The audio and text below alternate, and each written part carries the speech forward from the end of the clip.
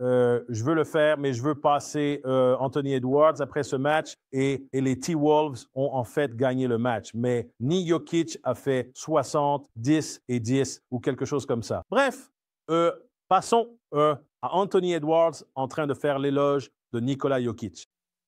C'était peut-être le meilleur match de ma vie, genre, auquel j'ai participé. Mon gars. Nikola Jokic, frère. Oh mon Dieu, c'est peut-être le meilleur joueur de basket que j'ai jamais vu, genre de près, à côté de moi, enfin, à part moi-même. Frère, il est incroyable, frère. Je ne sais pas, la course au MVP est difficile, mec, je sais pas.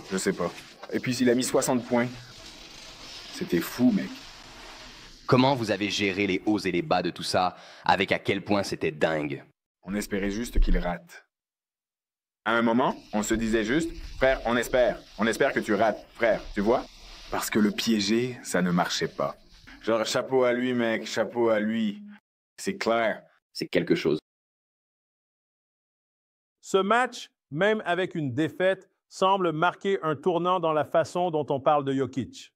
Beaucoup de gens donnent le trophée de MVP à Shai Gilgeous-Alexander.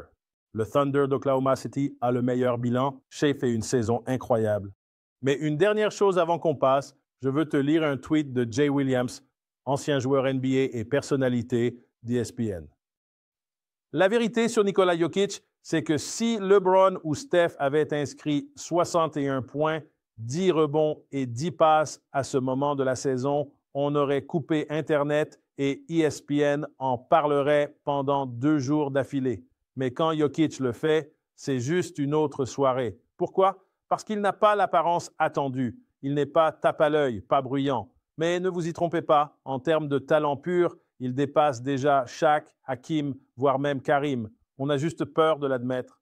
Jokic n'est pas seulement le meilleur joueur du monde, il est en train de construire discrètement l'un des plus grands héritages qu'on ait jamais vu. Et les médias continuent de faire comme si c'était un coup de chance. Commençons par la déclaration de Jay Williams. Es-tu d'accord ou pas d'accord avec ce que dit Jay? C'est difficile pour moi, Jason, parce que oui, je suis un peu devenu connu sur Internet comme un défenseur de Jokic. Peut-être que je vais un peu trop loin parfois dans ma défense et mes éloges à son sujet. Mais je pense qu'en réalité, ce gars a été jusqu'à récemment largement diabolisé par de larges pans des médias traditionnels, en particulier ESPN, pour une raison quelconque, semble être en croisade contre Nikola Jokic. Et cette croisade a été menée par Stephen A. Smith.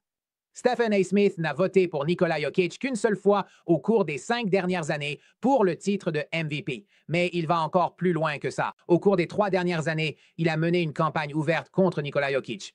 Alors, quand je vois ça, j'ai l'impression que je dois enfourcher mon petit cheval blanc et partir au combat pour Nikola pour essayer de défendre la véracité de ce qu'il est en train d'accomplir en ce moment.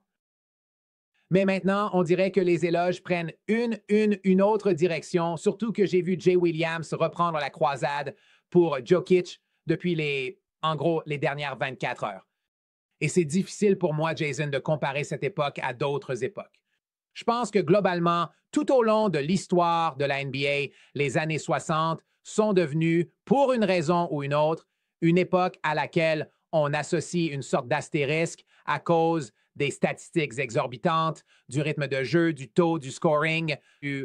Donc, beaucoup de gens regardent, vous savez, ce que Will Chamberlain a accompli, même Elgin Baylor à cette époque, et Oscar Robertson, et ils ont tendance à le minimiser à cause de ce qui se passait en NBA comparativement aux autres époques. Mais regardez, on en est arrivé à un point depuis 2014, 2015 à peu près jusqu'à aujourd'hui, où on est pratiquement dans les années 60 si l'on considère le rythme de jeu, la cadence, le scoring.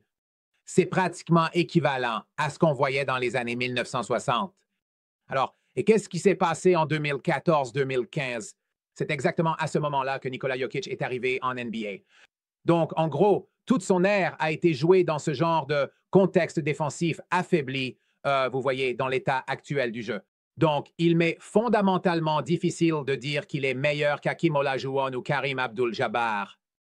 C'est difficile à affirmer, mais honnêtement, je pense que j'en suis arrivé au point où je peux dire qu'il est meilleur que Shaq. Je pense que Nikola Jokic a probablement présenter un meilleur palmarès jusqu'à présent, je pense, que Shaquille O'Neal.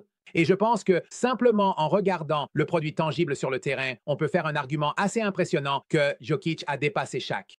Les autres gars, ceux du plus haut niveau, comme les 2 ou 3 meilleurs pivots de tous les temps, je ne sais pas encore pour ça, Jason. Tu penses qu'il y a assez d'élan derrière lui maintenant pour qu'il décroche le MVP devant Shea? Ouais. Non, c'est sans équivoque terminé. Shai Gilgeous-Alexander, on pourrait tout simplement arrêter là tout de suite. Autant le faire. En général, ils l'annoncent genre au premier tour des playoffs et ils remettent le trophée de MVP au vainqueur à un moment du deuxième tour lors d'un match à domicile ou quelque chose comme ça. Mais on n'a pas besoin d'attendre aussi longtemps, Jason. Autant tout boucler tout de suite. Donnez juste à Shai et ce qu'il joue ce soir. Donnez simplement le trophée de MVP à Shai ce soir. Il y avait un mouvement prédéterminé dès le début de la saison, un mouvement tout sauf Jokic en ce qui concerne le MVP. Les journalistes ne veulent tout simplement pas lui attribuer le trophée une 4e fois. Donc, littéralement, il s'accrochait à n'importe quoi en début de saison. S'il vous plaît, proposez-nous n'importe quoi, un semblant d'histoire qui nous permettrait de ne pas le donner à Nikola Jokic.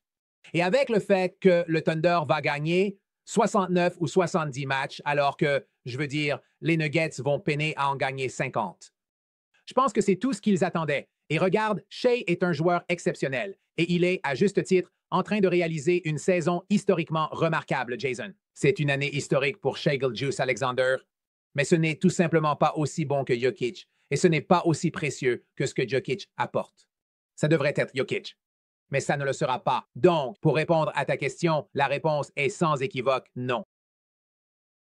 Y a-t-il déjà eu un exemple d'un joueur dans une équipe qui gagne 65, 70 matchs et qui perd le titre de MVP au profit d'un gars avec 20 victoires de moins? Y a-t-il des exemples où on a vraiment choisi le meilleur joueur plutôt que le meilleur joueur de la meilleure équipe? Non. Il n'y a aucun exemple de cela.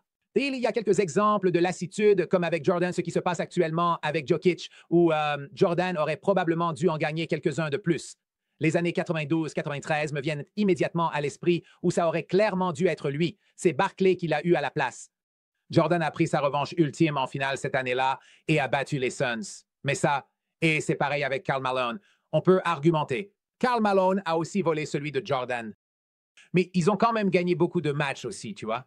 Ils avaient un niveau de victoire comparable à celui des Bulls. Alors que, regarde, les Nuggets sont juste, comme tu l'as dit, 18 ou 19 matchs en dessous. Mais Jason, si tu regardes rapidement, mais je ne veux pas trop m'éloigner du sujet ici, si tu regardes le net rating de ce que ça enlève Shai Gilgeous-Alexander du Thunder par 100 possessions sur toute l'année. Donc, ce sont des données de suivi sur toute la saison de toutes les minutes où Shai était sur le terrain et en dehors. Pour 100 possessions, si tu enlèves Shai, le Thunder est quand même à environ plus 4 en net rating. Ça, Jason, c'est une performance de niveau top 8. Genre, c'est l'un des 8 meilleurs net ratings de toute la NBA. Donc, sans Shai Gilgeous-Alexander dans l'équipe, en gros, je te dis que cette équipe gagnerait 51 ou 52 matchs avec un joueur de niveau remplaçant. Donc, Shai a transformé une équipe à 51 ou 52 victoires en une équipe à 70 victoires. Il a donc pris une équipe très, très bonne et l'a rendue, tu vois, historiquement exceptionnelle. Mais quand tu regardes ce que Jokic a fait, si tu le retires pour 100 possessions, le net rating des Nuggets est genre à -3. C'est l'un des 4 pires net ratings de la NBA. C'est à peu près au niveau des Washington Wizards. Donc, ce que je te dis, c'est que si tu retires Jokic, et les chiffres le confirment, il a manqué 12 matchs, ils en ont gagné 4 et perdu 8 sans Nikola Jokic, ce qui les mettrait sur un rythme d'environ 26 victoires sur la saison. Donc, si tu retires Jokic de l'équation, cette équipe gagnerait entre 19 et 25 matchs avec un joueur de niveau remplaçant. Il a pris cette équipe et l'a portée à 50 victoires malgré 12 matchs manqués, tout en tournant à presque 30 points de moyenne en triple-double.